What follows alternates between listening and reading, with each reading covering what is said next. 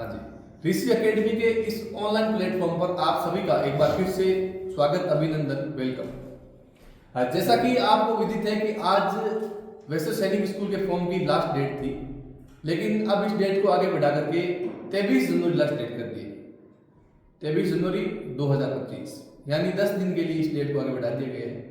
तो जितने भी स्टूडेंट के फॉर्म भरने बाकी है वो 23 जनवरी का वेट ना करते हुए अगले 3-4 दिन के अंदर ही फॉर्म सबमिट कर देवे, क्योंकि फिर लास्ट में जाकर के वो साइट नहीं चलना और बहुत सारी प्रॉब्लम का सामना करना पड़ता है। और एक बार डेट बढ़ने के बाद में चांसेस तो नहीं थे डेट बढ़ने के, लेकिन फिर भी डेट बढ़ी है तो ये खुशखबरी है अपने। अगली बार नहीं बढ़ेगी, इस चक्कर में कोई ना रहे कि भाई अगली बार दोबारा बढ़ जाएगी 5 दिन के लिए, हम तो उस टाइम भर देंगे। डॉक्यूमेंट में जो भी प्रॉब्लम आ रहा है, जो भी करेक्शन करना है आधार कार्ड में या जो भी जिस डॉक्यूमेंट में आपको नाम चेंज करना है, करवा के आप तुरंत फॉर्म सबमिट कर देंगे।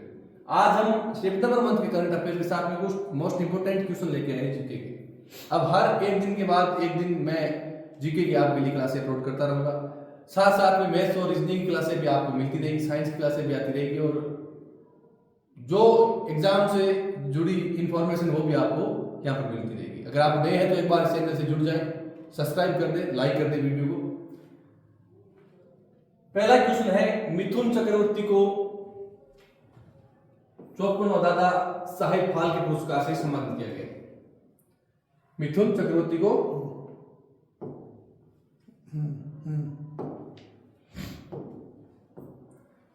मिथुन चक्रवर्ती को 54वां जो 54 नंबर का जो दादा साहेब फाल्के पुरस्कार है उससे सम्मानित किया गया।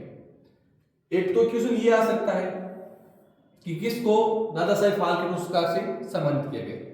ये क्वेश्चन आया था मिलिट्री स्कूल के एग्जाम में, मैंने पहले वीडियो अपलोड किया था, उसमें कहा भी था कि ये क्वेश्चन कहीं ना कहीं आपको देखने को मिलेगा। ठीक वैसा ही क्वेश्चन आया था कि फिल्म जगत का सबसे बड़ा अवार्ड कौन सा है, दादा साहेब फाल्के पुरस्कार है, वो फिल्म इंडस्ट्री का सबसे बड़ा पुरस्कार है।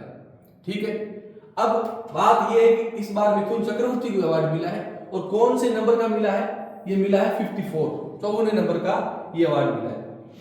बॉलीवुड के दिग्गज अभिनेता मिथुन चक्रवर्ती को देश के सिनेमा जगत के सर्वोच्च पुरस्कार, सर्वोच्च सबसे बड़ा है, Dada Saheb Phalke life time achievement पुरस्कार से सम्मानित करने की घोषणा केंद्रीय सूचना प्रसारण मंत्री अश्विनी वैष्णव ने की। ये भी ध्यान रखना, वर्तमान में केंद्रीय सूचना एवं प्रसारण मंत्री कौन है अपने, वो है अश्विनी वैष्णव। ये चीज भी आप नोट करके रखेंगे। 30 सितंबर 2024 को की है। भारत में सिनेमा जगत का ये सर्वोच्च सम्मान है, सिनेमा जगत का सबसे बड़ा पुरस्कार है, दादा साहब फाल्के पुरस्कार है। उन्हें 17वें राष्ट्रीय फिल्म पुरस्कारों के वितरण समारोह में 8 अक्टूबर 2024 को प्रदान किया गया था। ठीक है, ये बात आपको ध्यान में रखनी है। मिथुन चक्रवर्ती को दिया गया है, कौन से नंबर का था, 54 नंबर का था और फिल्म जगत का सबसे बड़ा पुरस्कार है। ये आपको ध्यान में रखना, 3 बातें ये ध्यान में रखनी। एक ये रखना है कि वर्तमान में केंद्रीय सूचना प्रसारण मंत्री कौन है, वो है अपने अश्विनी वैष्णव जी। ठीक है, आगे बढ़ते हैं।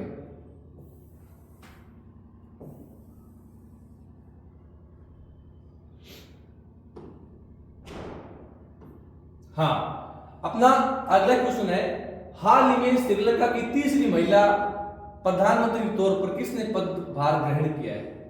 हाल ही में श्रीलंका के सैनिक स्कूल के अंदर ऐसे क्वेश्चन देखने को मिलते हैं जो पड़ोसी देश है उनके प्राइम मिनिस्टर के बारे में या उनसे जुड़ी हुई कैपिटल या और करेंसी के बारे में ऐसे क्वेश्चन देखने को मिलती है। ठीक है, तो उसमें ये ध्यान में रखना है कि हाल ही में श्रीलंका की तीसरी महिला प्रधानमंत्री के तौर पर किसने पदभार ग्रहण किया, तो वो है अपनी हरिनी अमरसूरिया। कौन है, हरिनी अमरसूरिया ने श्रीलंका के तीसरी महिला प्रधानमंत्री के तौर पर पदभार ग्रहण किया। ठीक है, ये बात आप नोट करके रखेंगे। अगला क्वेश्चन है, हाल ही में मिस यूनिवर्स इंडिया 2024 का खिताब किसने जीता। ये जीता है अपने रिया सिंघा ने। किसने जीता है, रिया सिंघा जीता। इंपोर्टेंट क्वेश्चन है, आप स्टार लगा के रख लेना भले इस क्वेश्चन को, ये आपको अगले एग्जाम में देखने को मिलेगा। अगला क्वेश्चन है,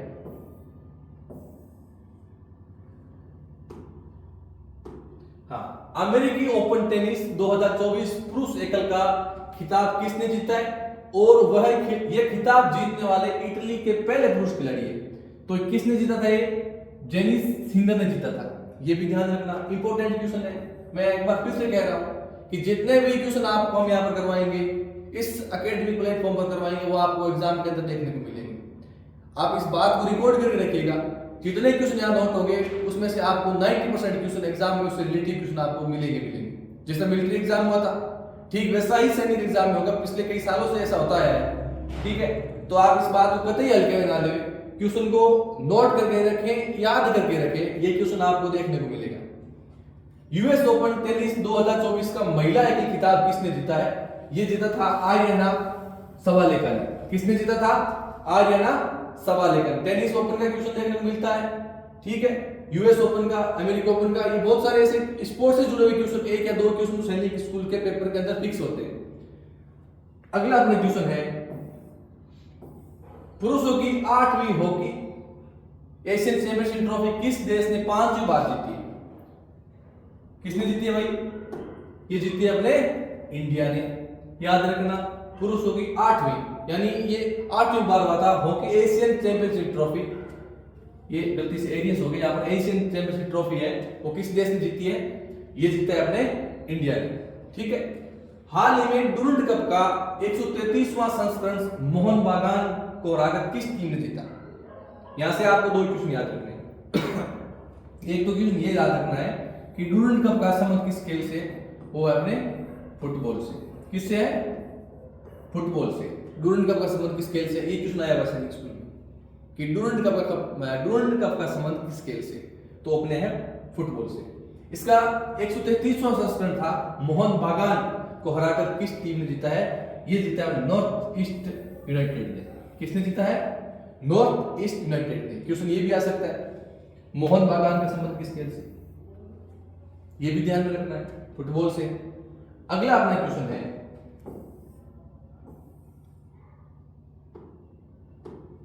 सितंबर 2024 में स्पेन में संपन्न हुए अंडर 20 वर्ल्ड कुश्ती चैंपियनशिप में महिलाओं के 76 केजी वर्ग का गोल्ड मेडल किसने जीता? किसने जीता भाई? ज्योति बेरवाल। ये कहां की थी? इंडिया की थी। ठीक है, एक बात ये ध्यान में रखना है कि ज्योति बेरवाल का संबंध किस खेल से? क्वेश्चन ये भी आ सकता है। तो किस खेल से? कुश्ती से। ज्योति बेरवाल संबंध किस देश से? इंडिया से। कौन से वर्ग कैटेगरी के अंदर उन्होंने गोल्ड मेडल जीता है? 76 केजी वर्ग का। ठीक है, तो ये बातें आपको नोट करके रखनी, दिमाग में नोट करनी, साथ साथ में आपको नोट्स में भी नोट करके रखना। अबू धाबी के क्राउन प्रिंस का नाम क्या है? शेख खालिद बिन जायद अल नाहयान। काफी बड़ा नाम है, लेकिन आपको ये याद रखना पड़ेगा, क्योंकि शायद 1 या 2 साल पहले एक कोई प्रिंस के बारे में क्वेश्चन पूछा गया था। वर्तमान जो करंट का जो क्वेश्चन होता है वो पूछ लेते हैं, और ये अपने लिए इसलिए इंपॉर्टेंट हो गया है कि फर्स्ट टाइम प्रिंस इंडिया आए थे। अबू धाबी का जो प्रिंस है वो पहली बार भारत आए थे, वो आज तक इतिहास के अंदर, हिस्ट्री में। इस वजह से ये क्वेश्चन अपने लिए क्या हो जाता है? इंपॉर्टेंट हो जाता है। अबू धाबी के क्राउन प्रिंस का नाम क्या है? तो आपको नोट करना है, शेख खालिद बिन जायद अल नाहयान। अब आप जिस हिसाब से करें उस हिसाब से याद रखना जरूरी है। ये क्वेश्चन आपको देखने को मिल सकता है। अगला अपना क्वेश्चन है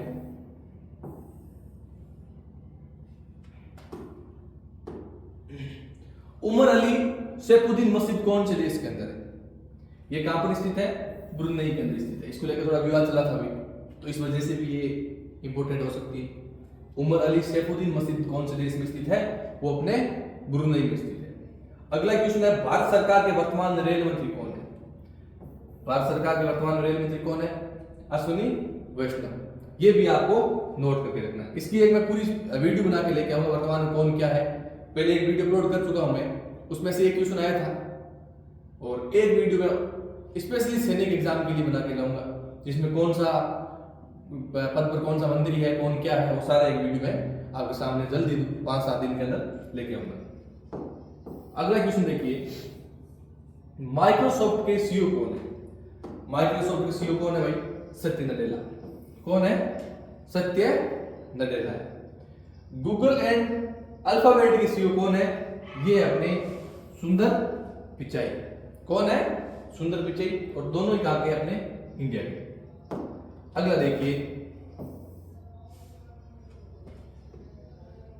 हाँ, द्रौपदी मुर्मू से पूर्व भारत के राष्ट्रपति कौन थे, यानी द्रौपदी मुर्मू से पहले भारत के राष्ट्रपति कौन थे, वो अपने थे रामनाथ कोविंद। और कौन से नंबर के थे, 14 नंबर के थे।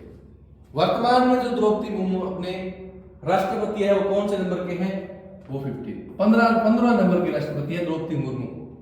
याद रखना है, भारत की पहली महिला आदिवासी राष्ट्रपति है, ये बात आपको ध्यान में रखना है। और उससे पहले कौन था, रामनाथ कोविंद थे। और कौन से नंबर के थे, 14 नंबर के थे। 15 नंबर में वर्तमान में कौन है अपने, वर्तमान में है द्रौपदी मुर्मू।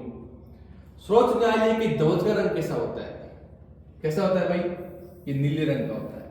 किस रंग का होता है, नीले रंग का होता है। ये बात भी आपको ध्यान में रखना है। नेक्स्ट क्वेश्चन देखेंगे। हाँ, खेजड़ली शहीद मेला यूनिक क्वेश्चन हो सकता है, फेस्टिवल से जुड़े क्वेश्चन पूछते हैं। खेजड़ली शहीद मेला कहां पड़ता है, ये पड़ता है अपने जोधपुर में, राजस्थान में पड़ता है। और वर्ल्ड का एकमात्र मेला है, ये विश्व का एकमात्र मेला पड़ता है। खेजड़ली पेड़ों के लिए भरे जाने वाला एकमात्र मेला है। और ये इंपोर्टेंट हो सकता है कि वर्तमान में ये एक ट्रेंडिंग का विषय रहा है और इससे जुड़े हुए क्वेश्चन पूछते हैं। ठीक है, तो आप एक ध्यान में रखना है, खेजड़ली शहीद मेला कहां पड़ता है, ये पड़ता है अपने जोधपुर राजस्थान में पड़ता है। डीआरडीओ इंपोर्टेंट क्वेश्चन है। डीआरडीओ फुल फॉर्म क्या है भाई, defence research and development organisation. क्या full form, defence research and development organisation. DRDO की फुल फॉर्म आपको याद रखनी है। अगला क्वेश्चन देखेंगे अपन।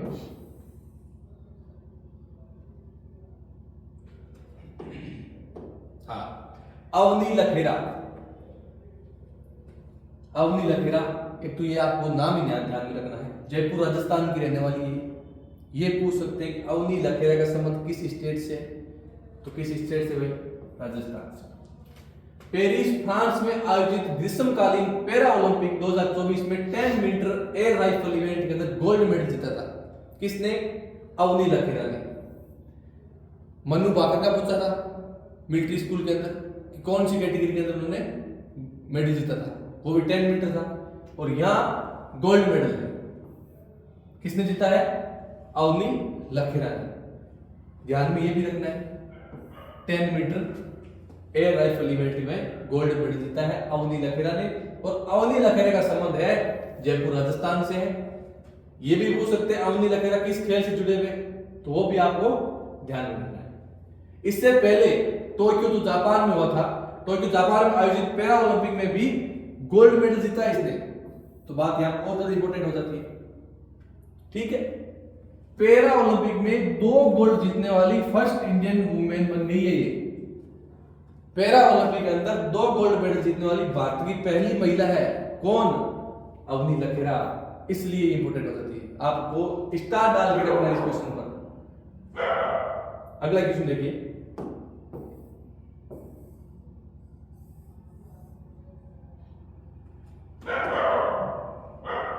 रावत बाटा परमाणु विद्युत ग्रह जो कब बनाया गया था, 1965 में कनाडा के सहयोग से स्थापना की गई थी। किसके सपोर्ट से, कनाडा के सपोर्ट से स्थापना की गई थी। यह भारत का दूसरा परमाणु विद्युत ग्रह है। भारत का पहला परमाणु विद्युत ग्रह तारानगर महाराष्ट्र में, जिसकी स्थापना 1962 में की गई थी, 1962 में की गई थी। ये दोनों क्वेश्चन आपको ध्यान में रखना है। रावत बाटा कहां पर है, राजस्थान के अंदर, चित्तौड़ में। ठीक है, रावत बाटा परमाणु विद्युत ग्रह जिसकी स्थापना 1965 में की गई थी, किसके सहयोग से, कनाडा के सहयोग से की गई थी। ठीक है, यह भारत का दूसरा परमाणु विद्युत ग्रह था। इससे पहले 1962 के अंदर तारानगर में, महाराष्ट्र में प्रथम परमाणु विद्युत ग्रह की स्थापना की गई थी। यह बात आपको ध्यान में रखनी। 18वां ग्रीष्मकालीन पैरा ओलंपिक 2028 में लॉस एंजलिस शहर अमेरिका में आयोजित होगा। जो 18वें नंबर का है, 18 नंबर का जो पैरा ओलंपिक होगा वो कहां पर होगा, लॉस एंजलिस शहर। लॉस एंजलिस कहां है भाई, ये कहां पर है, अमेरिका के अंदर है। क्वेश्चन ये भी आ सकता है कि लॉस एंजलिस शहर किस देश से संबंधित है तो किससे है, अमेरिका से। क्वेश्चन ये भी आ सकता है कि 18 नंबर का, 18वें नंबर का ग्रीष्मकालीन पैरा ओलंपिक कहां पर होगा, अमेरिका में होगा। ठीक है, कब होगा? 2028 में होगा, 2028 में होगा। ये बात आपको ध्यान रखना है। अगला क्वेश्चन देखेंगे अपन। दलीप ट्रॉफी का संबंध किस खेल से? क्रिकेट से। याद रखना है, दलीप ट्रॉफी का संबंध किस खेल से है? क्रिकेट से संबंध है। किससे संबंध है? क्रिकेट से संबंध है। डुरंड कप का संबंध किस खेल से भाई? फुटबॉल से। किससे है? फुटबॉल से। रणजी ट्रॉफी का संबंध किस खेल से है? क्रिकेट से। तो ये कप और खेल, ट्रॉफी और खेल से संबंधित क्वेश्चन भी पूछ लिया करते हैं। अमरप्रीत सिंह भारतीय नए वायुसेना प्रमुख बने। स्टार डाल के लिखना इसको, 3 स्टार डाल देने सीधा। अमरप्रीत सिंह भारतीय नए क्या बने हैं? वायुसेना प्रमुख बने। ठीक है, अगला क्वेश्चन देखेंगे अपन।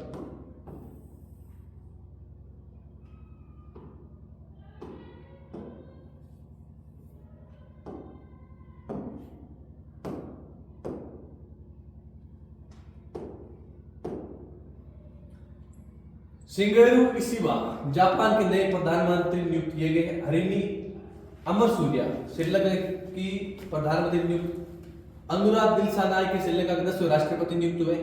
ठीक है, और हिंदी दिवस कब मनाया जाता है? ये मनाया जाता है 14 सितंबर को। कब मनाया जाता है? 14 सितंबर को। 14 सितंबर को हिंदी दिवस मनाया जाता है। ये बात आपको ध्यान में रखनी है। ठीक है, शिंगेरू इशिबा जापान के नए प्रधानमंत्री बने। हरिनी अमरसूरिया जो पहले अपन बात कर चुके हैं, श्रीलंका की प्रधानमंत्री हुई बनी है। अनुराग दिशानायके, ये सेना नायक, दिशा नायक सारे के सारे कहां के रहने वाले हैं? श्रीलंका के। ठीक है, अनुराग दिशानायके श्रीलंका के 10वें राष्ट्रपति बने। ये आपको ध्यान रखना है। और हिंदी दिवस कब मनाया जाता है? 14 सितंबर को मनाया जाता है।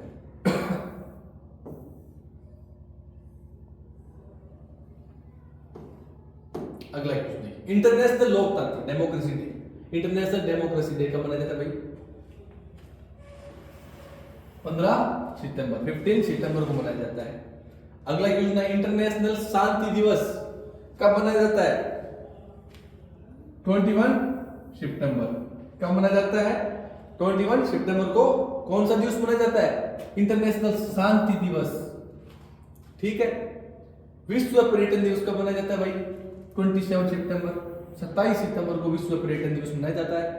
वर्ल्ड रेबीज डे कब मनाया जाता है? ये अपने 28 सितंबर को मनाया जाता है। वर्ल्ड पर्यटन दिवस कब मनाया जाता है? ये अपने 27 दिसंबर को मनाया जाता है। रिपीट हो गई question. The games gods play book के लेखक कौन है भाई? ये ध्यान रखना है। The games gods play books के ऑथर कौन है? Abigail Owen. कौन है? अबिगेल ओवेन इसके ऑथर है। आज के वीडियो में इतने क्वेश्चन है। नेक्स्ट जो वीडियो लेके आऊंगा मैं नवंबर और दिसंबर के जो करंट अफेयर्स है उनसे जुड़े हुए क्वेश्चन में रिकॉर्ड करके लाऊंगा आपके लिए। आप इस वीडियो पूरा देखें, एग्जाम से पहले एक बार और देखें, नोट करके रखें। ये ना सोचे कि सर कह रहे हैं तो हम नोट करेंगे नहीं करेंगे, काम आपको आने वाला है। हमारा तो बस फर्ज बनता है कि हम आपको जो हमें बेहतर लगे, जो बेस्ट लगे वो आपके सामने लेके आए। अब मर्जी आपकी है आप कितना इसमें से सीखते हो, कितना इसको स्किप करके निकल जाते हो। बाकी मिलते हैं नेक्स्ट वीडियो में, तब तक के लिए बाय बाय, नमस्कार।